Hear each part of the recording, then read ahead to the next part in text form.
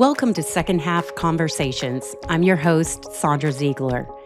This is a space to discuss all kinds of topics about the second half of life, from complicated legal topics like wealth protection and business succession planning that we break down in a practical way, to long-term care planning and care navigation when you have a loved one on a care journey, to leaning into fully experiencing new seasons of life, of work, and relationships. Our team and guests are here to equip you to take full advantage of where you're at. Because if done right, the second half is the better half. Let's get to it. Welcome back to part 2 of my conversation with Kate Hamilton, author of The Imperfect Parent. In part 1, we talked about parenting, family patterns, and that big shift that happens when your kids finally grow up and leave the nest. In this part, we're going to dive deeper into the empty nest. We're going to talk about marriage in the second half of life, what it's like to help aging parents, and living with intention and our opportunity to sort of rewrite the script in the second half of life. I'm so glad you're here for the rest of it. We're going to jump straight into the conversation and start right where we left off. I want to circle back to something you said. So now we've arrived at this spot where the kids are launched. They're, beginning their own story, their own, having to go through their own struggles, learn who they are. And we've moved from driving the car to the back seat of the car. But at the same time that we find ourselves there with our kids, we find ourselves needed more by our parents. Oh, completely. And so tell me a little bit about, a little more about feeling that with your parents. I know you've described them as healthy and as very mentally aware still. But how have you seen your role change with them?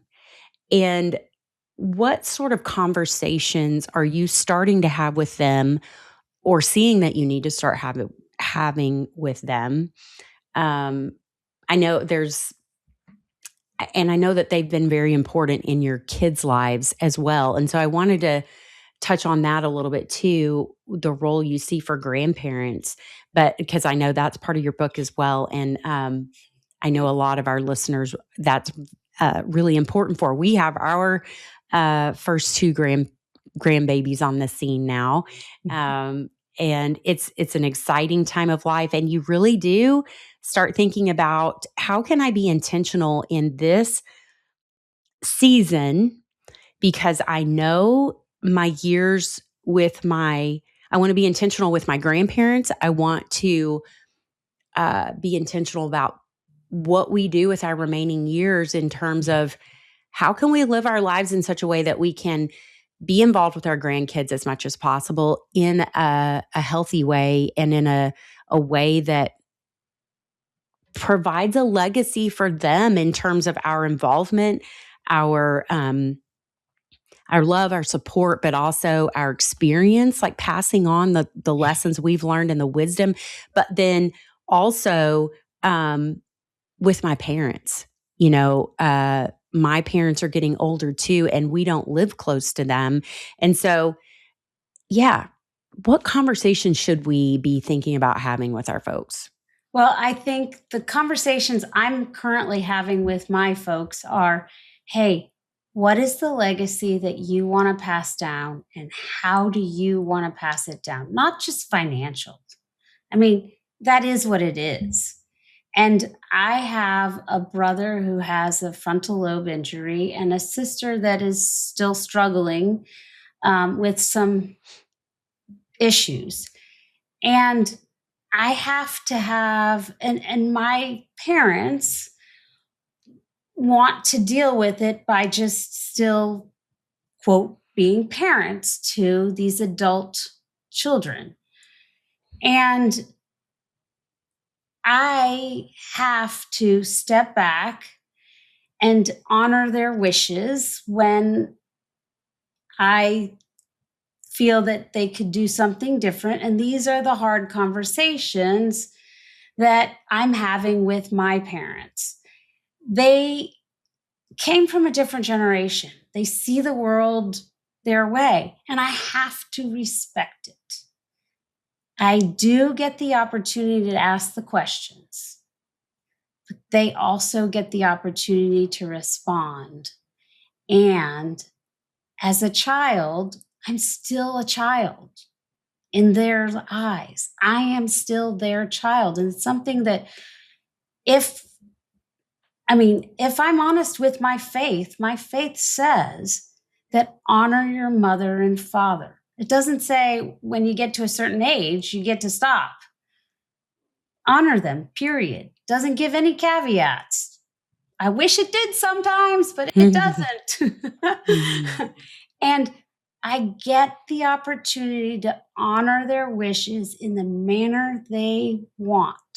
So I'm having some super hard conversations that I have to listen to and honor my parents with. And I get that opportunity. It's gonna have me then more intentional about this stage of my life with my husband. I got to see my father-in-law do it differently. And hence the fact, again, I can even have some of the conversations. I saw everything that you guys laid out for my father-in-law. I saw how easy it was when he did pass. And I get the opportunity today to honor his legacy in the manner that he wants because it's so clear. And that's the thing we forget. And this is what I really love about you guys is that, yes, you set the documents up properly, but you also go through those hard conversations. Hey, when is it time to put them in a place where they are taken care of? What are those stages? What are the steps? What else? How can we financially manage things so that we're doing everything appropriately ahead of time so that their legacies can remain within the family? There's so many things that, unless you've walked down the path that you guys have walked down, that you just don't know about. And even Charlie and I today are setting up things in a manner that our wishes are then carried on after we pass. And our kids are super aware of our wishes also. And it doesn't mean they're not going to change as we get older. They probably will. But it's something that through conversations, they're changing and the kids know. I mean, for instance, Grandpa Harry has a ranching and legacy of his family that he has passed on. And he used to say lovely things like, your dirt is in my hole. I love those sayings. Like, beds are made for dying, so get on up. The sun is going to rise before you, so you better hurry up. I mean, he used to have these delightful phrases that I still remember, and our kids remember, and they get to share his legacy with our grandkids because of how he set it up ahead of time. And I'm grateful for that. Let me tell you, it wasn't a legacy or a way of life that I had ever been introduced to until I met Grandpa Harry. And it's enriched my life and made me a better person. So how, I know in the work we do, it's really important for the family to understand the why of how parents want things to go after they pass. And so much conflict can be avoided if the parents are willing to have that discussion. Now, I will say there are sometimes some very good reasons why they will not have the discussion ahead of time. Maybe there are siblings in conflict, siblings who haven't spoken to each other in a long time, siblings who may want to make trouble with the plans that mom and dad have for how things are going to go, who maybe do not agree with their values. It's often the case, too, that we have caregiver children. So that there's one child or two children who are bearing the primary burden for helping make decisions, getting to doctor's appointments, who are in the day-to-day of it with their parents. Let me just say that. And there's maybe another sibling or other set of siblings who don't live nearby, and they, to some extent, just don't get it. They don't get what their parents are facing every day and what day-to-day life is actually like. They may see their parents at holidays, maybe one other time during the year, and they don't see their day-to-day needs or maybe how their health or their cognitive abilities are changing over time. And so sometimes they don't have that discussion. They don't have that understanding, and the parents, for whatever reason, do not want to be transparent or forthcoming. What advice do you have, having walked through that with your father-in-law, and he did his estate planning and has now passed away, just from what you saw in that situation? What would you advise adult children or siblings to remember, do, say, not say? Just what experience or wisdom can you pass on to us? So my best wisdom would be, I do think that parents need to try to solve the issues within their generation that they have somewhat created. Now, having said that, I don't believe that my parents are going to do that. My husband's father, who passed away, absolutely did the best he possibly could to do that and was super transparent. And so consequently, it was very easy. And he was even super transparent with me. Which he had I was grateful that he felt that close to me to be able to tell me everything, the good, bad, and ugly, even at that stage, and where the skeletons were hidden or not hidden. And he just was extremely transparent and knowledgeable about, hey, here are some of the things that I know I didn't solve, and here are the things that I hope I did.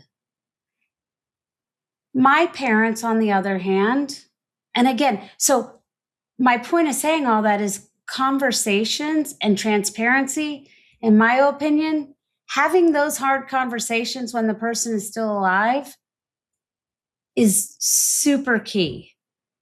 And I just think it's imperative to have the conversation. Rip off the Band-Aid, it's going to hurt sometimes. But don't go to the grave saying I coulda, shoulda, woulda. And those are the conversations I'm having with my parents. But again, I'm going to go back to, my parents get the opportunity to choose what they want, even if I disagree. And it's my obligation as their daughter to do what they want, not what I want. And that's the hard part that stings for me personally sometimes. And I'm grateful I can acknowledge that sting. I'm grateful I get to work through it while they're still alive. am grateful that my parents are still talking to me and telling me their whys. I'm grateful we can still have the conversation. Because if they just passed and we didn't have this, I think it would be even harder. So, what would you say to families where the parents are not being seem reluctant to have that conversation? Is there or to have important conversations? And what might be we be talking about? It could be um, something as simple as, since we do estate planning, I'll start there. Here's my wishes. This is what I'm writing into my documents. Here's who I want to be in control of this process, and here's why. But it could also be relational things. It could also be unresolved conflict. How do you recommend people would approach their parents to encourage them? Because what I see throughout your book is a very positive mindset that having these conversations is not, or just the way you approach things is assuming the best about people and their possibility for growth. Not only your own, but others around you. And so, how do we take that growth mindset to our conversations and to these things that we'd like to talk with our parents about, instead of having sort of a negative mindset of, oh, they're so closed off. They don't agree with me about this issue. They're never going to want to talk about it. How do you, because I also have seen how you approached in the stories about how you approach conversations with your kids and how you raise them.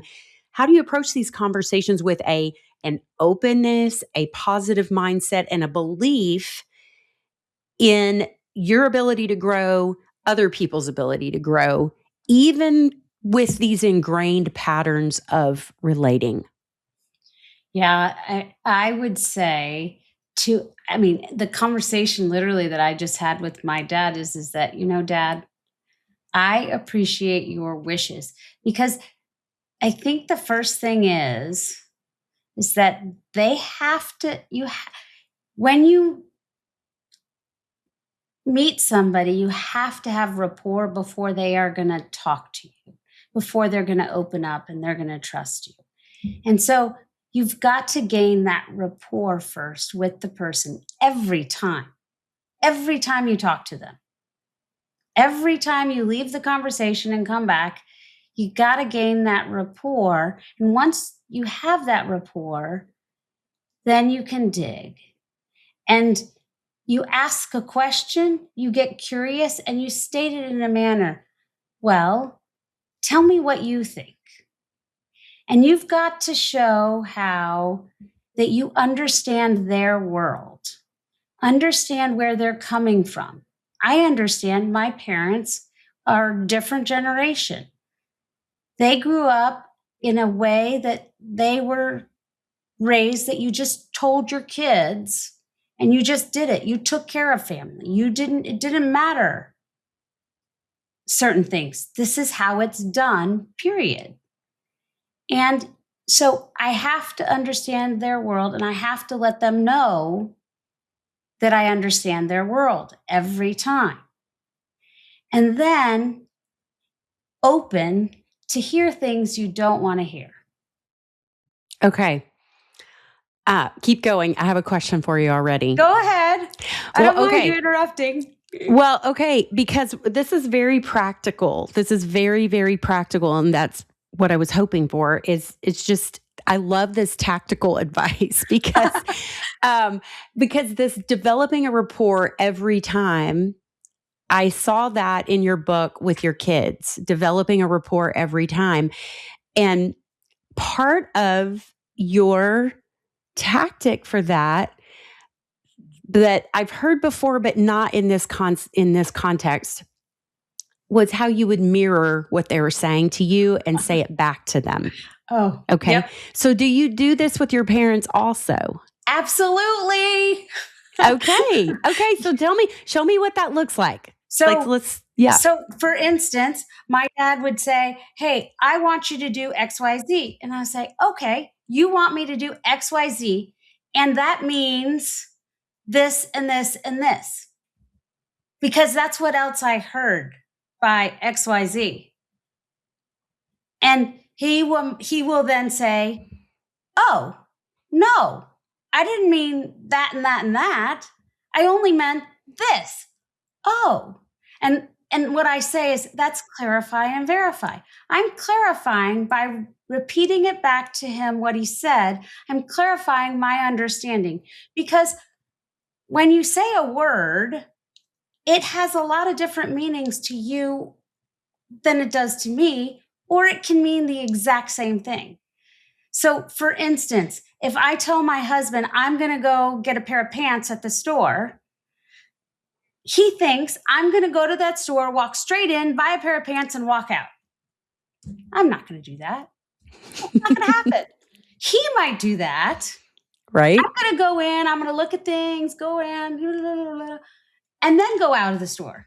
I'm going to do other things too. I might tie it into something else I have to do. I might just, because I feel like it, go look at something else in the store. Curiosity, whatever.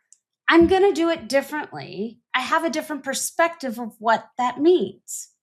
So when he's saying something to me, by me repeating it back and repeating back not only just the exact words, but my interpretation of it also helps him to hear and give him, and don't just repeat it back and say, "This is what you said." You say it as, "Hey, this is what I heard. Is this what is this what you intended?" By being curious and asking him, "Is this what you intended?" It keeps things on a positive manner. Like, "No, I didn't mean that at all. I meant this." "Oh, let me try again. Did you mean this?" And again, I'm not going to repeat it back word for word. I'm going to repeat back what my perception was. What that means to you. Exactly. Well, I can see how that would really help with defensiveness. It could really help lower that defensive wall of that person because, I mean, you and I we've all been in conversations where you try to ask clarifying questions and somehow it comes across as argumentative. Accusatory? Yeah. Yes, accusatory, argumentative. And then you're arguing about words and what words mean. And I said this. Well, this is what this means, as if there's, but what you've done, the way you've said it, acknowledges that the same words can have different meanings to different people, and that that's certainly okay. And that your whole goal is just to understand what they meant. Exactly. What they meant, not pass judgment on what they meant, Right. or whether they should have meant it, or whether it makes any sense, or anything like that. So I love that. Well, and frankly, that's something that I kind of always try to remind myself of over and over and over again, that, wait a second, what's the goal? The goal is not to tell my dad what to do. The goal is to understand what he wants.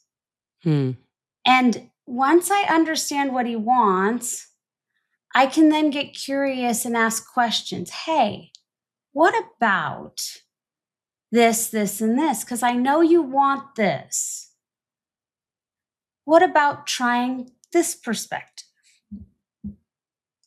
What do you think about this? And asking it as a question. And I respect that you don't want to talk to my siblings about what's going on because you don't want the argument. You don't want them to be nervous. And you know that I will do your wishes. However, it's going to put me in a position later on that I will be backpedaling and I will be withholding information from them at this point in time that I don't really feel comfortable with. Now I'm getting to telling him how I feel. And would it be possible, is the word I always say, would it be possible to do it in a different manner? I'm not saying my way, but could you help me come up with an even better way and allow them in the process? Because telling people what to do, in my opinion, doesn't work. Asking them how to do it better or different, watch how they come up with a solution that's even better than you ever thought of. I love it. Okay, so that is a great segue to another part of your book when we're talking about this conversation style and using that with your parents to understand their wishes and to getting them to open up to you and maybe consider a different course of action than they were contemplating, whether that's being open about their finances at a certain point when they need to, or about the estate planning they're putting in place, or who they're going to lean on to make decisions for them if that day comes, if they need a child to act under a power of attorney because they lose capacity or have some sort of physical ailment, or who's going to be the executor, when they pass someday, or why they're giving these assets to these kids and why they're giving these assets to these kids, all of that sort of thing. But in your marriage, so shifting gears to talking about the empty nest and once your kids leave home and the change in your life at that point, you talk about in your book that, marriage at that point in the empty nest, you have an opportunity to sort of take an assessment of where you are as sort of halftime for that married couple and reflecting on the first half and planning for the second and being intentional and not thinking that, okay, what we've always done, we have to keep doing or just sort of, trudging through each day without examining, well, what are our goals now? What is it that we as a couple want to do that maybe we haven't been able to do before? So tell us about that, about marriage in the empty nest. So, one of the things that Charlie and I are doing is that we are kind of trying to plan the second half of our life. We sat down and kind of planned and talked about how we were going to raise our kids. And we're being intentional about now, instead of our kids, how are we going to raise ourselves? What are we going to do? Right. How are we going to act now together? And sitting down now at this stage when our kids are away and gone, and we've started that, but we haven't been as intentional, frankly. Let's be honest here, as we've both wanted. And I think we're more intentional this year, especially. We have been way more intentional about it. And we're writing down kind of our past so that we can share with our husbands some of the things that maybe we never even shared. And so we understand maybe and help find out what's our next identity? What's the next venture? How are we going to, quote, end life well? And it makes me like, and really one of the things that really got us super thinking about this is a good friend of ours' father passed away, and we were both close with this gentleman also. And every day he woke up and treated every day like tomorrow was the last. I mean, how he treated his wife, how he interacted with his kids and his grandkids, and how intentional he was about working, about playing, about learning. And what he did, it was about him understanding that he wasn't going to leave I'll do that tomorrow. He wasn't going to do that. And watching him, and then he got pancreatic cancer. And then he found out he had 6 months, the proverbial 6 months to live. He lived a little longer than that, but he lived every day and didn't change a thing when he found out he had this cancer. He didn't do anything different. And I want to be there at that point. I think I'm getting there. I'm on the path, and Charlie and I are working hard to be on that path so that there's nothing different that we do. I'm not that so perfect good. Yet. There's a reason my book's called The Imperfect Parent. Oh, man, there's so much there. And yeah, that whole perspective about don't put it off, and just the gratitude for each day and knowing that it could be your last. And so what is it you wish you were doing? What is it you wish you were growing in? What is it you wish you were communicating to your those that you love and those that you have the privilege of being around, either leading or being led, or the church you're a part of, the things that you see that need to be done, that you could do. Yep.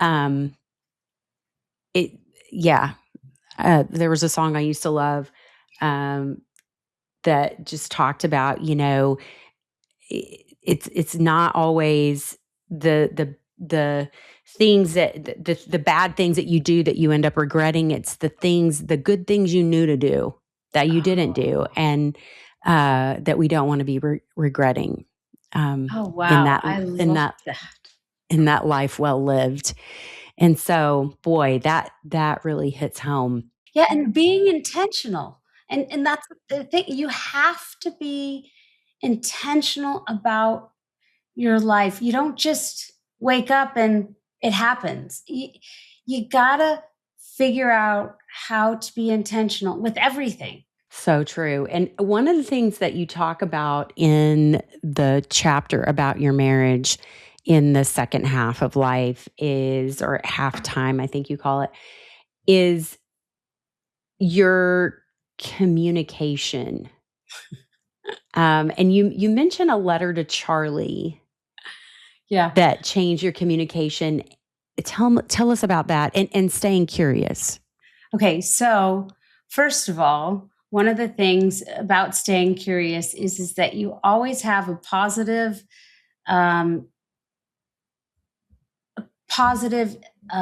thought, or you always believe that what he's telling me, I'm going to interpret it in the most positive interpretation, most generous interpretation I possibly can. Okay. And by giving him the most generous interpretation, then I believe what he's saying to me is to help me. And I believe that it's going to be good for me. And I believe what he's saying is positive. So, okay, that's huge right there. We could have a whole podcast on believing the best. We really could. Brene Brown is the lady who came up with that. That is not my, that I did not invent that. But show us what that looks like. Okay. Oh, well, it's so like give us a for instance with it. Oh, let me think. So for instance, in the book I write, I try on a dress and I show him the dress and he looks and goes, "Oh, that's an ugly dress." And of course so not giving the most generous interpretation, I initially think, "Oh my gosh, I look ugly." And his point was, no. The dress was ugly, not you. You're beautiful. But I, in the meantime, fell apart and just because I thought my husband called me ugly. But the truth is, he never called me ugly.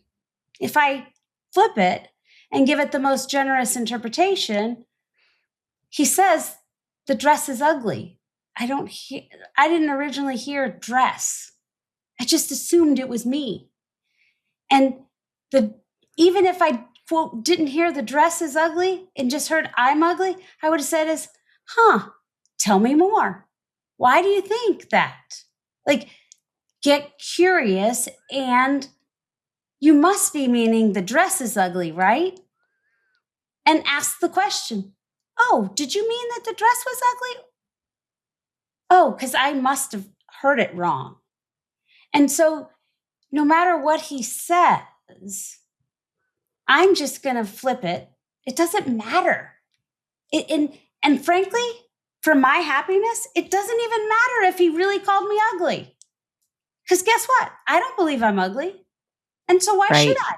Why should I let him? Why should I believe something or let somebody tell me something I don't even believe about myself? Right. So tell us. That's hard. Yes. No, it is. But the staying curious and believing the best that you know your husband and that he does mean well for you. And what you're hearing may not be what his intention was. Yeah. So tell us about this letter to Charlie that changed your communication. So he speaks very direct, and he wants bullet points back. And I'm a girl. I don't tend to speak that way. You've heard in this podcast, I start at one thing, go to another, back in circles sometimes, kind of how I go shopping. It is what it is. Yet, I allow him the opportunity to interject, to say, hey, do you mean, to clarify and verify? And we sat down and I wrote a letter to him, giving him some background of why sometimes his words are more hurtful than others. Why?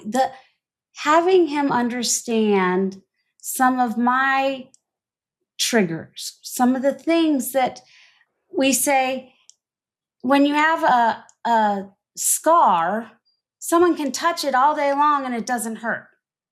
But if it's a scab, someone touches it, it might hurt. But when it's an open wound, it's really going to hurt when someone touches it. And so, is this a scar? Is this a scab? Or is this an open wound? And I gave him a roadmap to some of those open wounds still, and some of the scars. He doesn't just know. Even though we've been married for 26 years, you think he would just know? No, I don't just know. And so we, again, have to have that communication. And by having that, so I don't mind if he interrupts me. I don't care at all. Sometimes I need to be interrupted. He's like, okay, honey, please stop. Just give me it in a bullet point. Oh, happy to. Okay, this, and this. Oh, okay. But he didn't feel comfortable in the past. I would drone on, not understanding that he even heard anything because there was no other response. I mean, as a girl, we tend to go, oh, okay, tell me more, or like have more of a response. And he was being super respectful from his perspective. And I knew it, but I didn't catch on sometimes. And so we had these conversations and we talked about it. And by talking about it and being intentional, you can resolve some things so that the future then is even easier.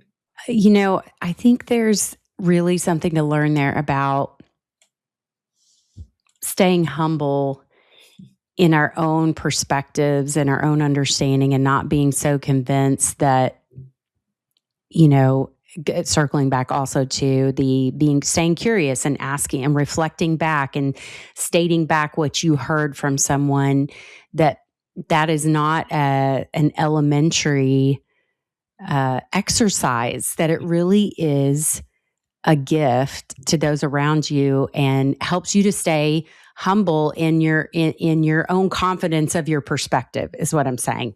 Yeah. Because we all bring not only our history, but our personality, what happened to us that day, our own understanding of words, all these different things to every conversation we have. And if we constantly bump up against each other and just believe that,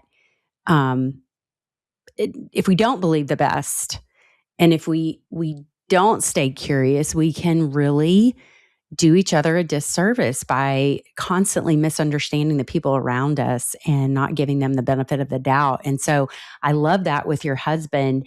And that also brings me to, in this second half, this halftime reassessment of your marriage and where you want to go together as a couple and as parents of adult children and as grandparents someday when those grandchildren arrive on the scene, and the legacy that you want to leave. And you talked about finishing well, and the gentleman who passed away of pancreatic cancer, he was living so intentionally that he did not need to drastically change his life with a 6 month diagnosis.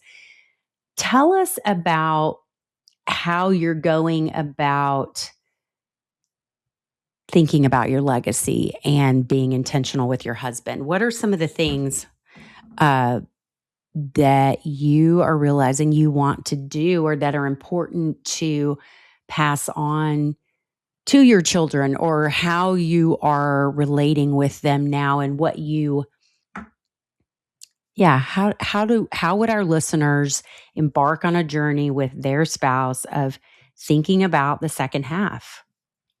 So one thing I do want to add also is that when I am talking with Charlie, one of the things, and it's something that I started when the kids were young, and it's you're quick to say you're sorry, slow to judge, and learn from the past.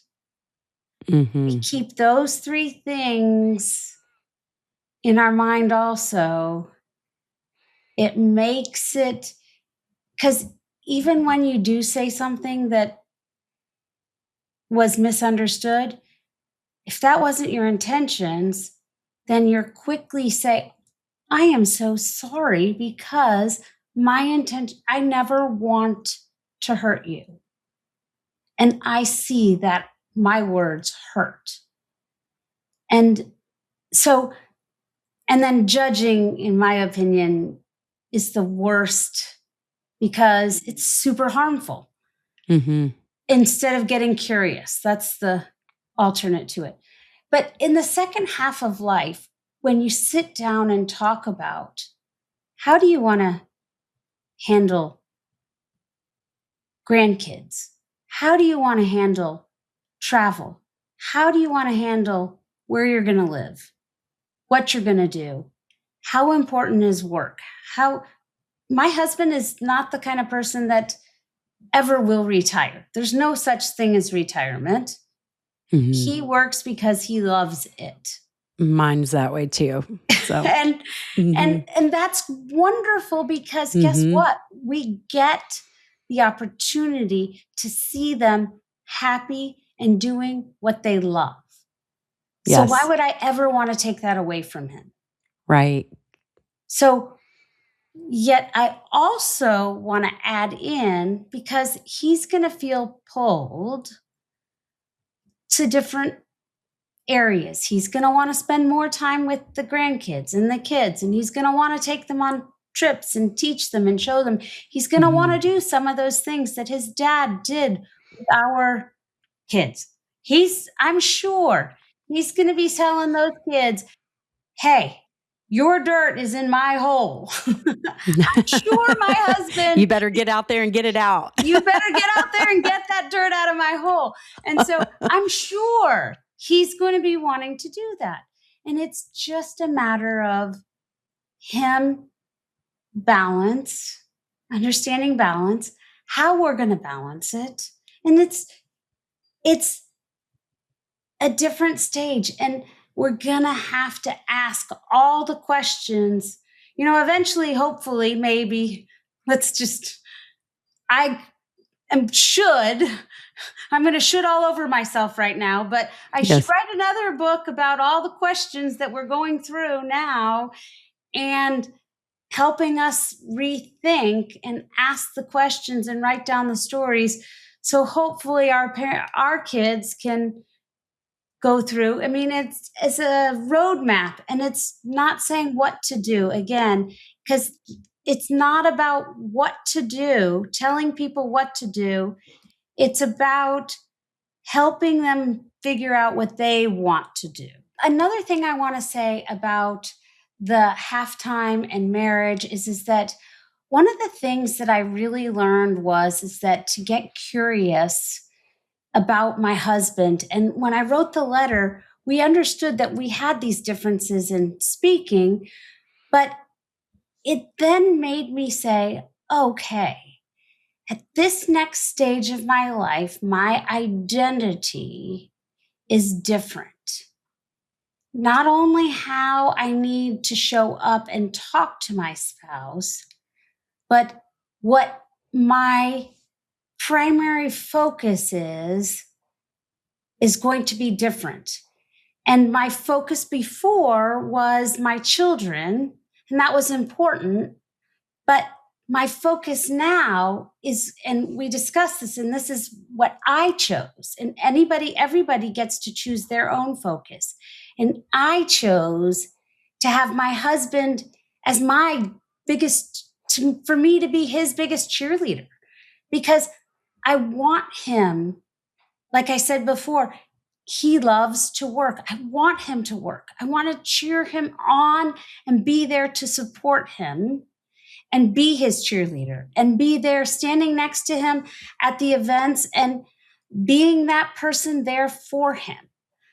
I also want to be curious about what's going on so that, hey, I get to continue to learn. I love learning. I get to see new things and go new places. And that curiosity, albeit I have one idea about some of the places I want to go and all the exotic ones, just name one. Of course, I want to go there.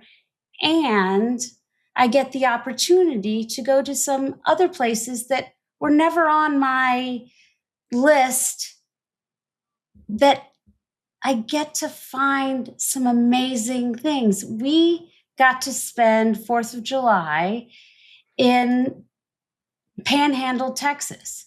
And we got to go listen to this band play there that was phenomenal.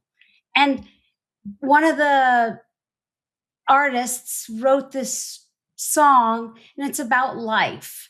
But it goes, and the chorus goes something like, yet I still cried, and I'm still gonna cry when old Yeller had to be shot.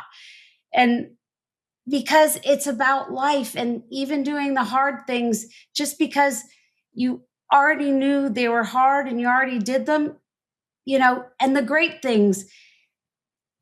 Life, you're gonna cry, you're gonna have fun, you're gonna have great things. It's just a wonderful song.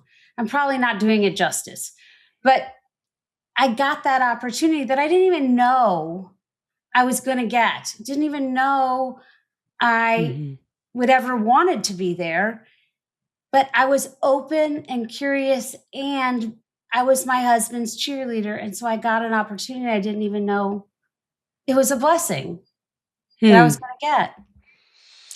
Yes. And in being his cheerleader, you're also being willing to be a full partner in the things he wants to do. Yeah. Yeah. Instead of being reluctant or, wishing you were somewhere else or wishing you were going somewhere else. You went to Panhandle and you heard an amazing song that touched your heart because you were open to you were curious and you were willing to do something new that you didn't maybe think you would love. And yet you did. Exactly. Yeah. And that's what the next part of life, I think, or our next part is. And I think it's boiled down to three things: curiosity, the most generous interpretation, and I get to be my husband's cheerleader. I get that, to be that. So, lightning round. One thing you wish every parent of teenagers knew before the kids leave home. Ooh. It could be about anything.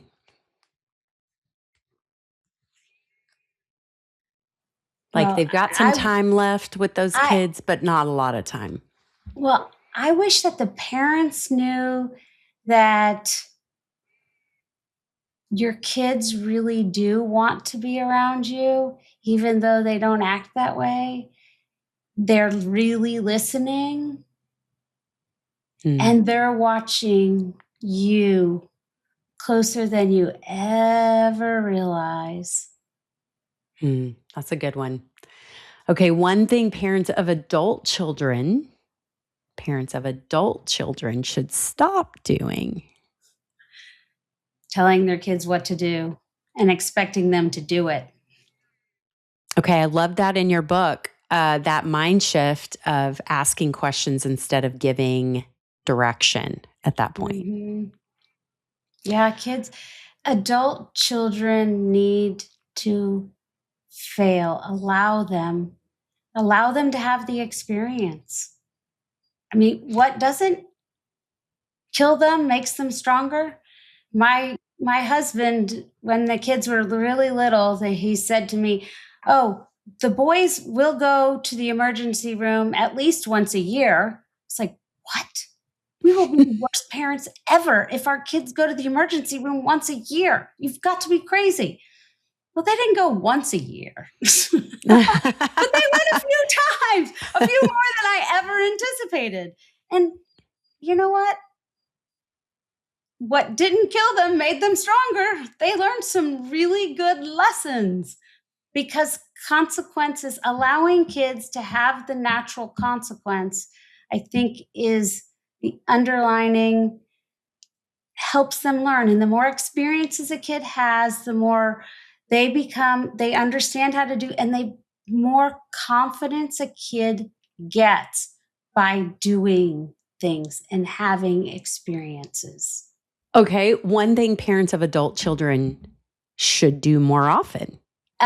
We need to call them, not to tell them what to do, but to listen. We call them and listen.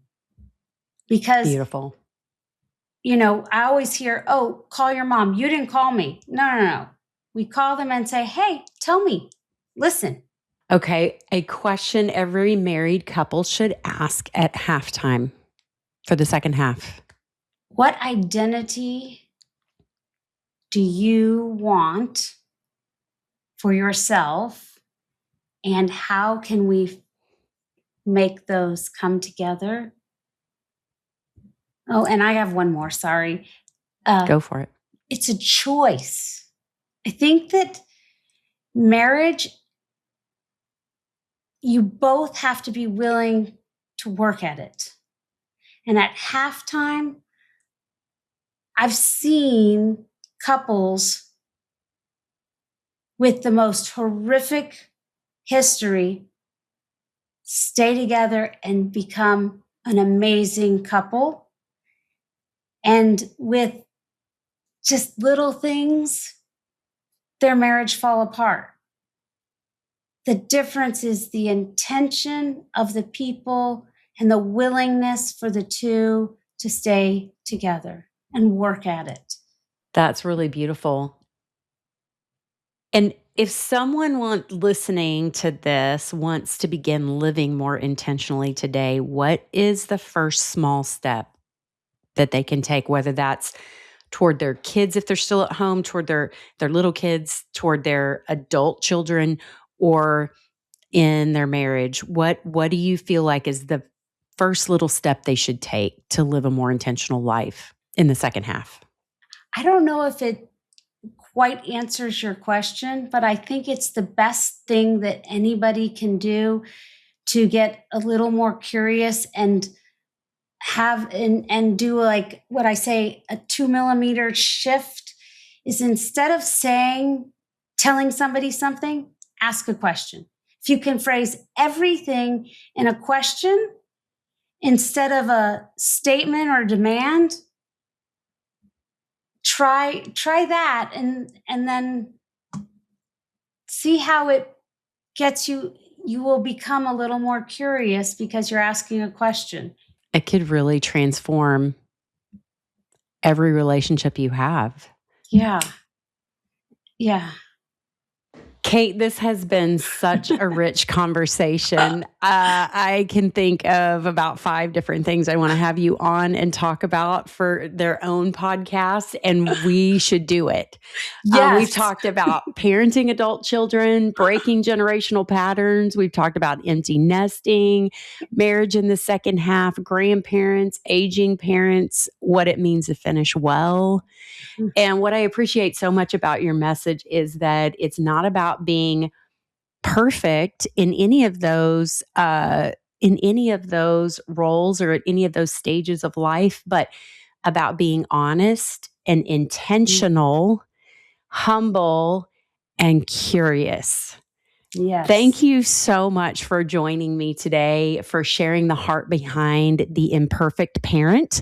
And if you want to read more, we'll have a link in our show notes to that book. You can purchase it on Amazon and anywhere else you get books. And to our listeners, if today's conversation stirred something in you, whether it's a conversation you need to have with your adult children, your spouse, your parents, or your own advisors, I hope you'll take that next step.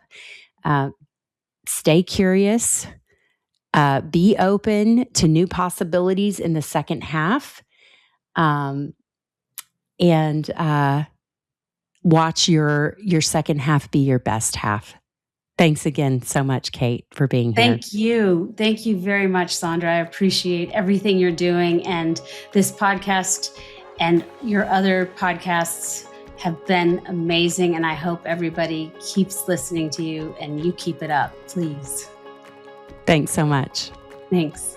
A quick reminder that today's conversation is for educational purposes only.